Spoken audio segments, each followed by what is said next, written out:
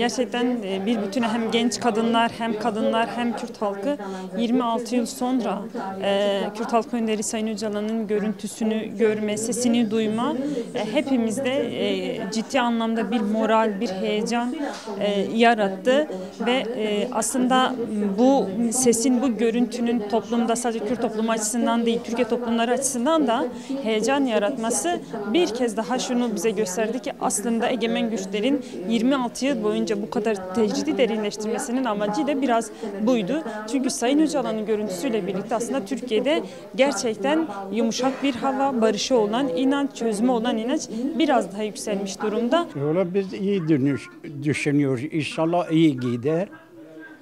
Bizim yani niyetimiz de odur. Biz de seviniyoruz.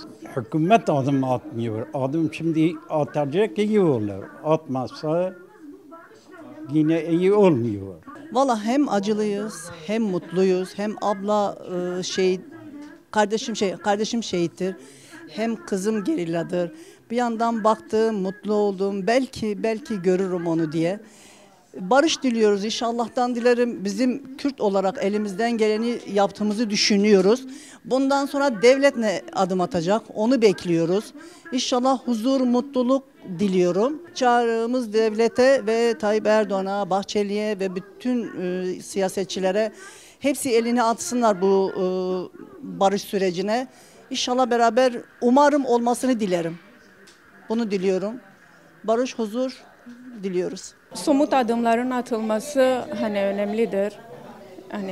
Bu çağrıdan sonra silahların da bırakılmasından sonra artık onlardan da somut adımlar bekliyoruz. Benim için çok duygusal oldu çünkü benim çocuklarım hepsi PKK ismiyle büyüdü. 50 yıla yakındı çocuklarım PKK ismiyle büyüdü. Silah bırakma merasiminde ben çok duygulandım. Ama Brez Abdullah Öcalan attığı 27 Şubat'ta attığı adımla devam eden bu demokratik toplum süreci bence güzel bir şekilde başarıya ulaşacak ama bundan sonra devletin ne adımını atacağına bağlı. Mesela bizim birinci tercihimiz hasta tutsakların serbest bırakılmasıydı. Bu da herhalde bazı kanun ve maddelerin değişmesiyle olacak. Bekliyoruz, güzel adımlar bekliyoruz. Devlet mi diyeyim, hükümet mi diyeyim, onlarda da adımlar bekliyoruz. Eğer onlardan da adım atılmazsa süreç tıkanır.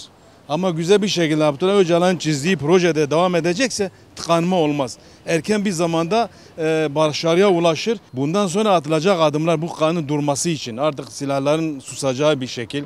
Bu harcanan paraların Türkiye ekonomisine, bu halkların ekonomisine kazandırılırsa hepimiz rahat nefes alırız. Toplum güzel bir nefes alır. Cenazeler gelmese tek isteğimiz benim isteğim bu. Kanun durması için gayet iyi. Artık analar ağlamasın, kimse üzülmesin. Çok başarılı bir şey. İnşallah devam ederler. Öcalan adım attı, şimdi diğer adım Türkiye Cumhuriyeti'nde. Artık onlar da bir adım atması gerekiyor. Ben diyorum ki bir barış olsun, güzel bir barış olsun. Yani herkes kendi hakkına yetişsin. Kürtler de kendi hakkına yetişsin, Araplar da kendi hakkına yetişsin, Türkler de kendi hakkına yetişsin, herkes kendi hakkına yetişsinler.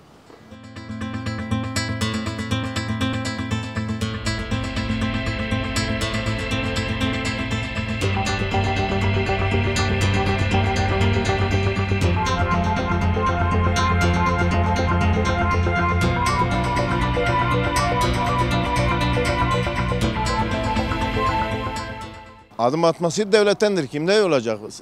Mecliste olacak. Keşke olsun. Keşke barış olsun. İnsanlar ölmesin. Biz bundan mutluluk diyoruz ama keşke kandırma olmasın bu işin içinde. Yani insanlar yazıktır. Hem Türkler ölmesin, hem bizimkiler ölmesin, hem asker ölmesin, hem dağdakiler ölmesin. Kimse insan ölmesin. Yeter ya. Ben bu süreci iyi görüyorum. Eğer doğru dürüst olsa, temel düzgün olsa herkes ister. Ama düzgün olmasa bu ayrı bir konu.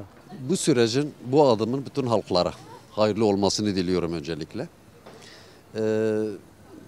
Bütün insanlarımıza, bütün halkımıza hayırlı olsun derim. Biliyorsunuz bir süre önce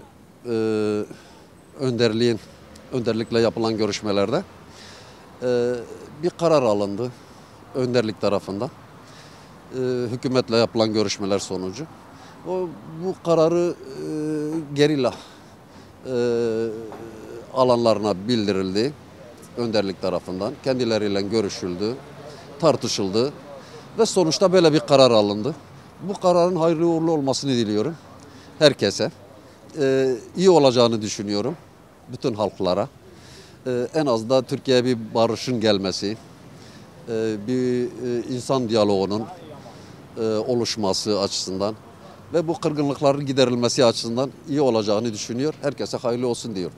PKK adımını attı, gerekeni yaptı. Artık devletten bazı şeyler bekleniliyor. Şimdiye kadar daha herhangi bir adım atılmadı.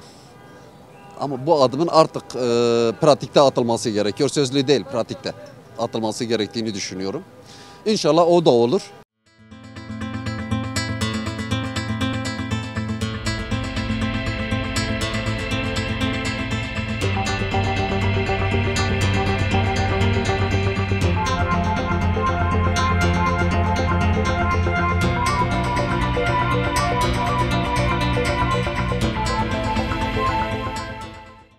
Barış için iyi bir şeydir.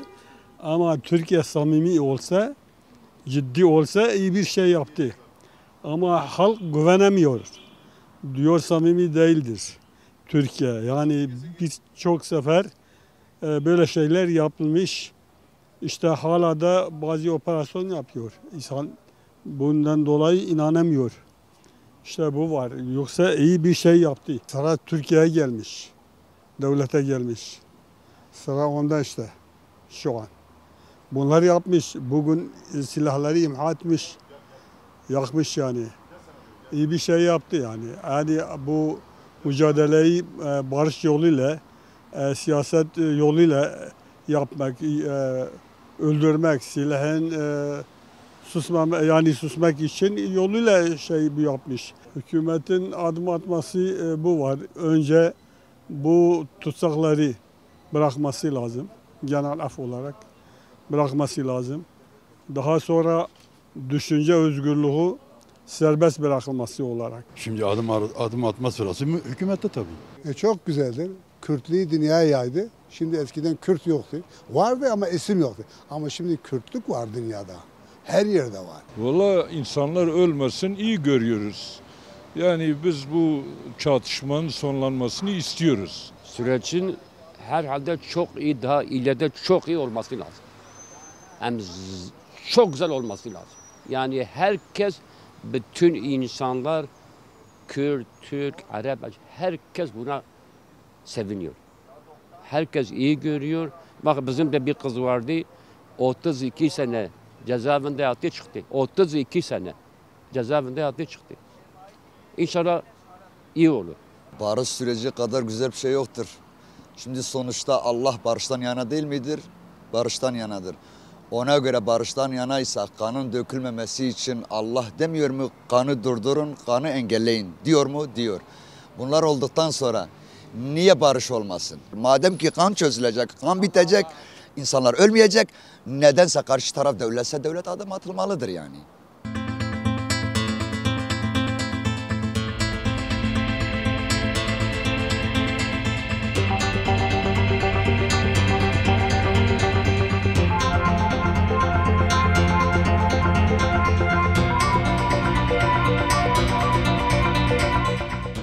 Ya aslında olsa iyi bir şey. Barış olsa iyi bir şey, daha güzel bir şey olur. Türkiye için daha iyi olur diye düşünüyoruz. Ama doğru olsa iyi, doğru olmasa hiç güzel de olmaz.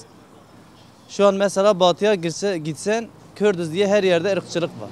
Ama şimdi bu barış olduğu zaman hiçbir yerde ırkçılık kalmaz diye düşünüyoruz. Süreci iyi görüyorum. Çok güzel olur. Yani bu barış olsa daha çok insanlar güzel olur yani. Şimdi şu anda onlar silahı bıraktıktan sonra hükümet de bir adım atması lazım.